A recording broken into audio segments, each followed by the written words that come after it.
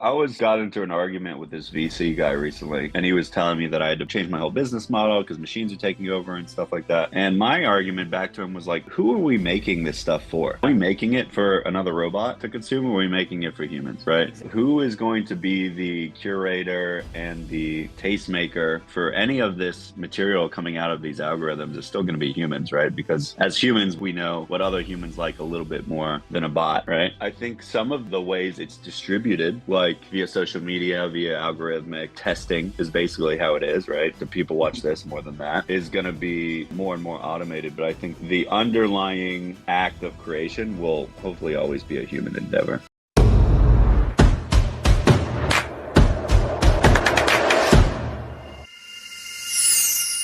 Hey guys, and welcome to the Grow IT podcast. Your host here, Alessandro Cutri, joined today by Wes Morton, the founder and CEO over at Creative Companies. Today's going to be an interesting episode. We're going to be diving into some of the marketing trends that we're seeing and some of the industry insights from, a marketing leader within the space. So definitely make sure to stick around. But without further ado, I'll kind of just pass it over to you, Wes, if you don't mind just introducing yourself and telling the audience a little bit about your background and how you got to where you are today.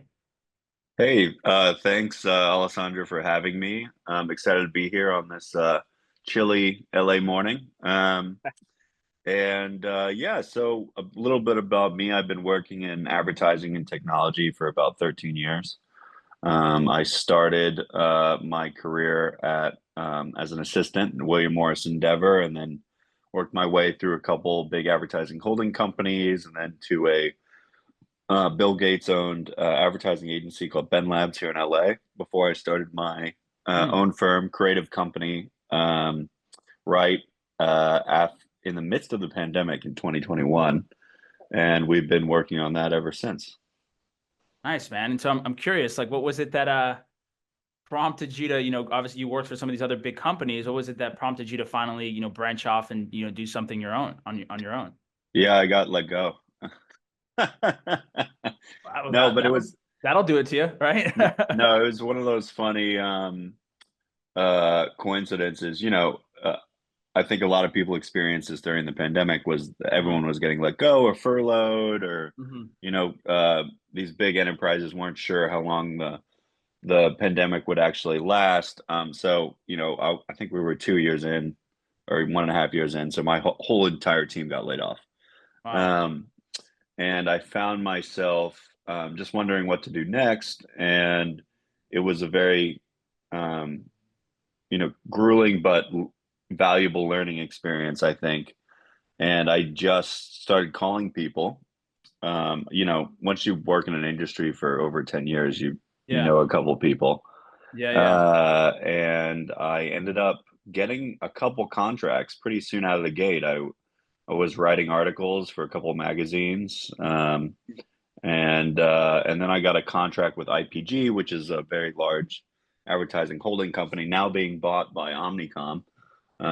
Funny enough, but I got a contract to be their marketing director for almost a year and a half, and that was my first client. Shout out to Corey Silverman for giving me a contract, and then just kept collecting contracts from Nice. then on, and then 4 years later, we're still in business. Yeah. You love to see it, man. You love to see how it's always the best when the negatives get to be turned into a positive, right? As cliche as it may sound, right? It's like there's Hmm. always you know, there's always something you could take out of everything that you do, right? And it leads you down to the path that now you started Creative Company. So, for the audience that's kind of, tuning into this that has never heard of you guys, like how would you, explain what you guys do, kind of like in an elevator pitch in a way?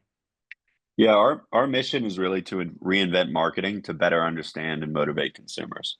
Mm, So that's us in a nutshell, and how we do that from that mission statement is really two things. So one mm, is marketing technology. yeah. Um, so uh, you know, of my co-founder Vibhu Ban, I met 2 years into this entrepreneurial journey, and he actually had a separate startup that was a data science firm. Hmm. And he had, 4 or 5 patents in machine learning and large language models applied to text. and we worked on a couple projects together and ended up joining our firms. So that's actually how Creative Company came to be. We were previously called Creative Strategies, I think 2 weeks ago, but because we now have this new partnership and Yeah. with this data science company, we're no longer just strategies; we're insights too. So that's how this whole Creative Company rebrand came to be. Is hey, how do we actually manufacture insights for clients using large language models and machine intelligence, and Yeah. then transfer that into a motivative uh, sector of a business, which is still called creative strategies, where we then can employ different advertising techniques based on that new understanding of your consumer. Yeah, that's exciting stuff, man. I went through a partnership merge a while back. It was about a year ago, and definitely brings a lot of life to a company, right? It brings a lot of life, and Yeah, there's always something fun that comes out of it. So excited to see what you guys continue to build in it's itself. it's a bit of a relationship, isn't it? Like when Marriage. yeah, when our lawyers were negotiating the contract, they were just like, it's like, hey, you guys are getting married, basically. So Yeah. I was like, okay, I think this guy's a cool dude. Like, yeah. Yeah. Yeah. No, definitely. It is definitely a relationship, man. Yeah. But the beautiful thing is you get to, when you find really good partners and you find people that are, aligning in terms of values and just your overall mission, you get to have like, almost like another you that's better than you in other ways and is able to Mm, complement you in other categories. And so it's definitely you can't build a big business by yourself, right? Everyone 100%. knows that, right? You're not like at least I can't. I know I'm not that smart. I'm like, you know what? Like I need people that I got to surround myself with that are better than Even me. even Steve Jobs had Steve Wozniak, so Yeah. there you Yeah, go. yeah, Yeah. definitely. So, Wes, you've been inside of this marketing industry and, advertising space for the past, you said 13 years. So Mm. you've probably seen a lot of trends that have kind of come and gone and different things that have, maybe fads that were, maybe hot in one time and then maybe dropped off. What are some of the trends that you're noticing like right now within the space, being kind of hands-on? Yeah, a lot of fads. RIP Metaverse, that was dumb. Uh, I never got into that, thankfully.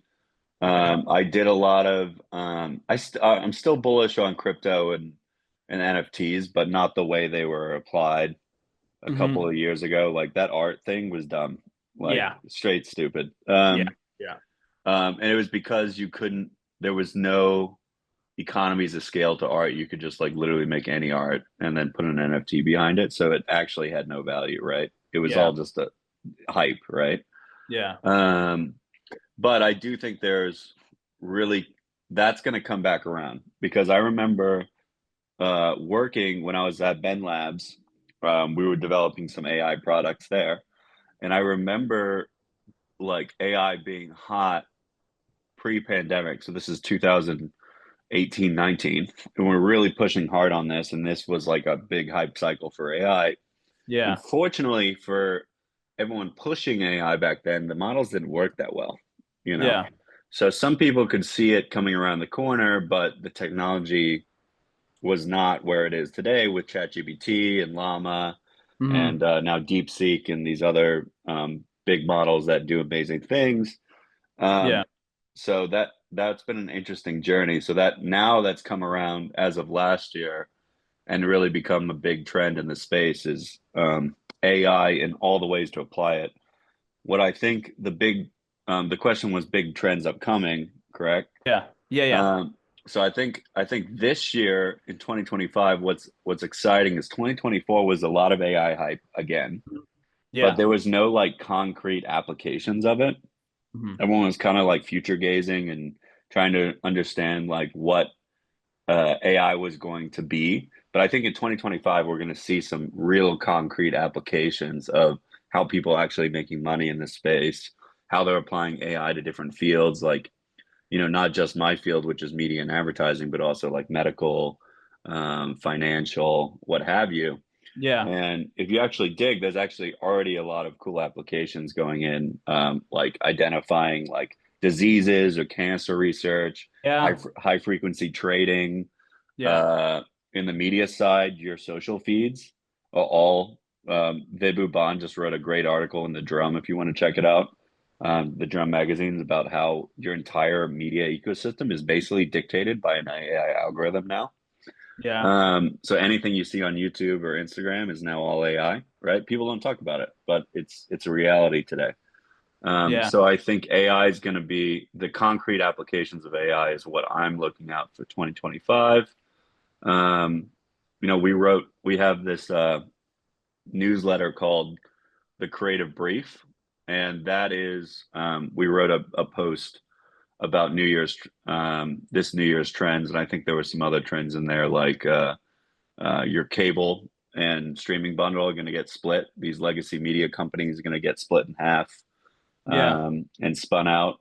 Um, and I think the blockchain and tokens are going to come back, but in very different ways. I Stuff agree. like supply side economics and it's basically a log. So no more art, but cooler stuff.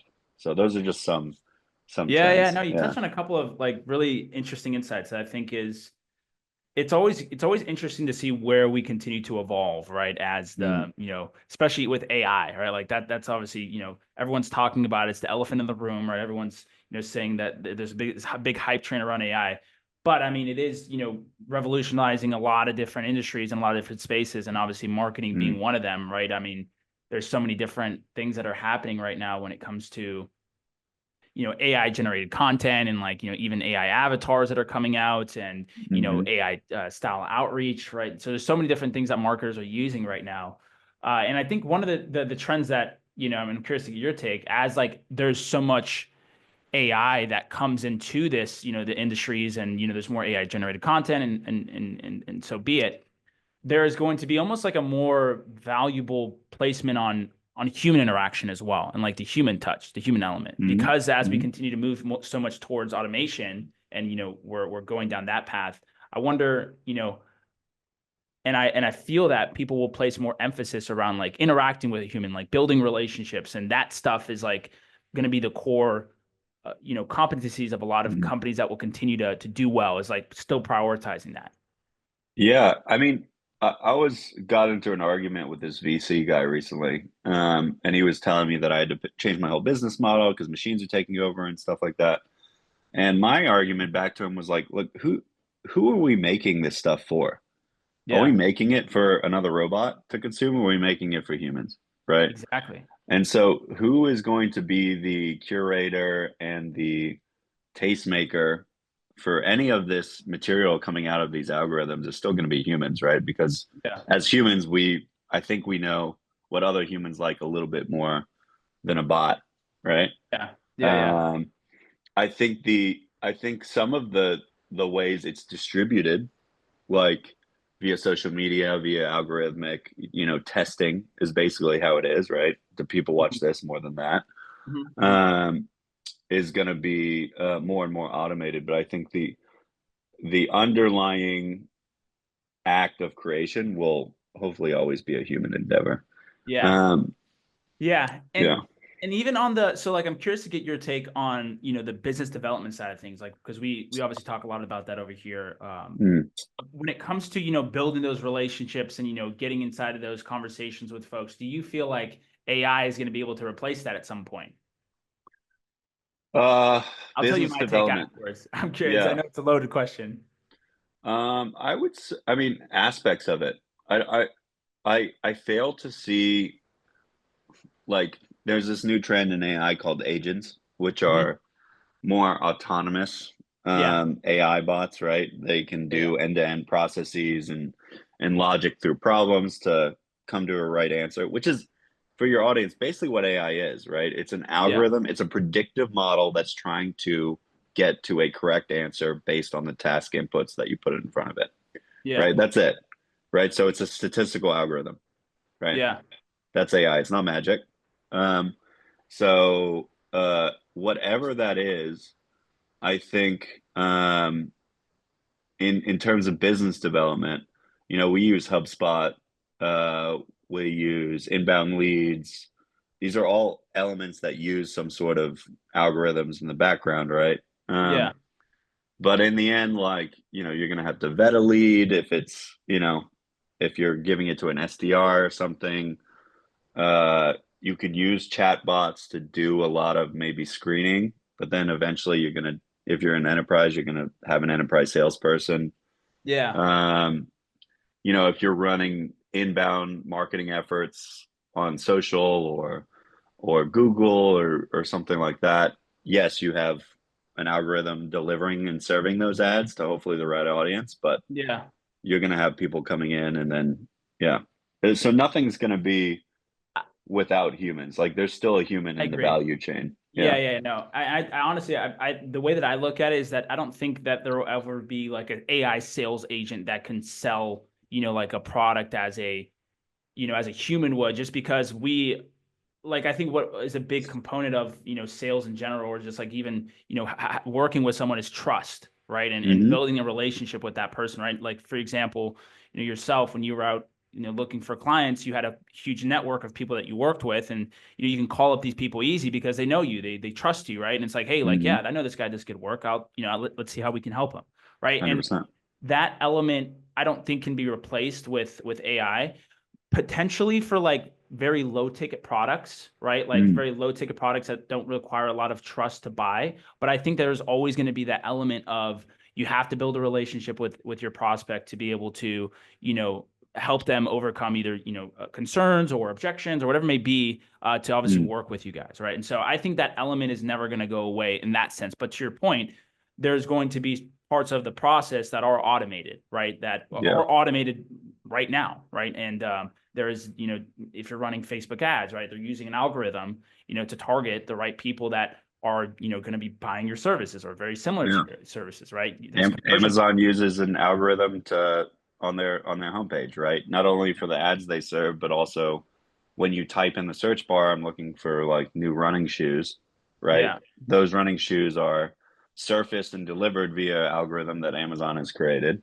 And then when yeah, you buy those running shoes, as you say, they're a low ticket item, then they just get, a SKU gets sent to their warehouse. And then I think Bezos is trying to automate that whole process yeah, without humans.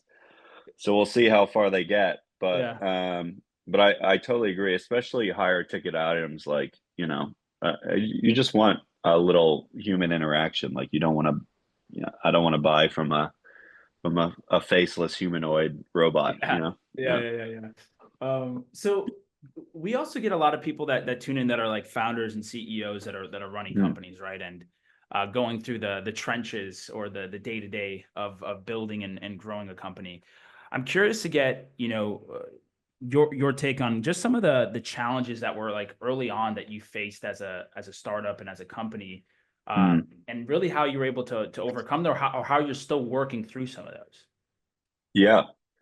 Um, well, I mean, if your viewers just look us up, we had a big press release last week about us hitting more than over 1 million in annual recurring revenue, which is like really cool. Wow. We have about 20 people on staff now, Yeah. either contractors or full time. So, just having that perspective of where we are today is we've come a long way in 4 years. Um, I would say to the first part of your question, it's really a journey of little steps. I love this phrase is like, how do you move a mountain? And it says, well, one stone at a time, right? And that's just the reality of it, right? Yeah. Like, so I think at the beginning you do everything for everything yourself. You're billing, QuickBooks, invoicing, all the work and servicing needs, your own marketing, and you're limited by your capacity as just a human being and needing sleep to do all that stuff. Yeah. Um, but as you grow, you have different people that can fill different aspects of the business. And my whole view um, of being a CEO is really threefold. So one is finding talent is the number Mhm. one goal, is like finding really good people Yeah. with potential, right? And can they Yeah. grow into that role that you're looking for them to fill? Two is strategic vision of the company, like where are you going? And then three, I think, is just mentorship and being a servant leader and helping people overcome obstacles themselves within the organization. So those are really the three things that I feel are the most important in my job as CEO because, Sari she's amazing. She's our PR director. We started as a PR business. Yeah. So it was a little hard for me, candidly, to like let that go because I was like my baby, I had all these clients and I was kind of handing it over to her. Yeah. Um, but it's you hire good people and it's trust, and now I hardly do. I mean, I still do the strategy with her, but the day to day, she's got a Yeah. team of three now, so it's like I'm not doing that much. Yeah. But like we have questions, she comes to me, we're doing like working through, and it's been really rewarding to see her grow as a professional. So Yeah. um, that's it. It's kind of this weird transition of you do everything for yourself, and then you find good people to like fill those gaps, and then you like mentor and coach those people, and then that's how the business is going to grow because you're only one person. Yeah, I mean, it reminds me of advice that I got from one of my business mentors, where he said, in the beginning, you are the business, right? Like you're Mm, the business, right? Like you as a person are responsible for everything. And as you continue to grow, the business becomes a reflection of you, or it should mm, become a reflection of you, right? Like that's what you want it to be, right? You want it to reflect your the values, the culture, the skill set, mm-hmm. or and even making up for different skill sets that maybe you don't have, right? So, um, 100%. Yeah, I that's the best person to hire, as you said. It's like someone like hire for what you suck at, not for what you're good at. Yeah, Exactly, yeah. exactly. Oh, well, cool, man. It's been a pleasure getting the chance to hear a little bit more about your story, Wes, and kind of what you guys are doing with creative companies, and just some of those interesting trends that you're seeing on your perspective. Uh, Before we kind of go off here and we sign off, I always like to end with more of a loaded question towards the end. Mm, Because you've obviously done some different things throughout your career. You worked for different companies, and now you're obviously starting your own company, and you're continuing to grow and prosper. Well, what would you say are some of the most like important things that you've learned, throughout your career, that you'd be willing to share with the audience? that is a good question. Most important thing that I've learned that I can share. Well, I think there were like little tidbits throughout this podcast. I think the three things of leaders, finding talent, having strategic vision, and coaching people is like a really great Yeah. kind of framework for founders. I think the other thing was uh, hire for what you're not good at, right, Hmm. rather than what you're good at, right. So like my co-founder is Vibhu Bond. He's the inventor of these large language models that can then Yeah. parse for all these consumer insights and actually uh, how we created machine generated insights, which is now half of our business. Yeah. Um, uh, and he was amazing at the kind of the coding and the technical aspects and the product. But I'm very good at the marketing, the sales, the kind of entrepreneurial storytelling, um, the getting a network. So you can see how that is a compliment, right? Definitely. Definitely. Um, Reminds me of me and so my partner. yeah, so that's the second advice, and then I think the third advice is just always be curious about what's new. I wouldn't have started this business or found my co-founder if I wasn't just curious about how things could be better and what you could improve. And really, that's really everything to a successful business is just finding what is lacking in the value chain and what you can do a little bit better than everyone else out in the market, and that's how Yeah. you make money. Exactly, man. I think that's a perfect note to end on, man. Wes, thanks Great. again for coming on the show. It's been a pleasure. If you guys are listening to this, and they want to check you out, Wes, what are some great ways to go ahead and find you?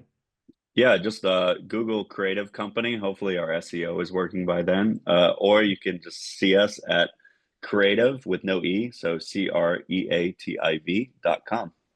Perfect. Well, I'll make sure to include that in the description as well as your LinkedIn profile for people to be able to go check out. If you guys didn't make it all the way to the end, make sure to like, comment, and subscribe and go check out Wes and the team. And we hope you guys have a great rest of the day. Hey, thanks again, Wes.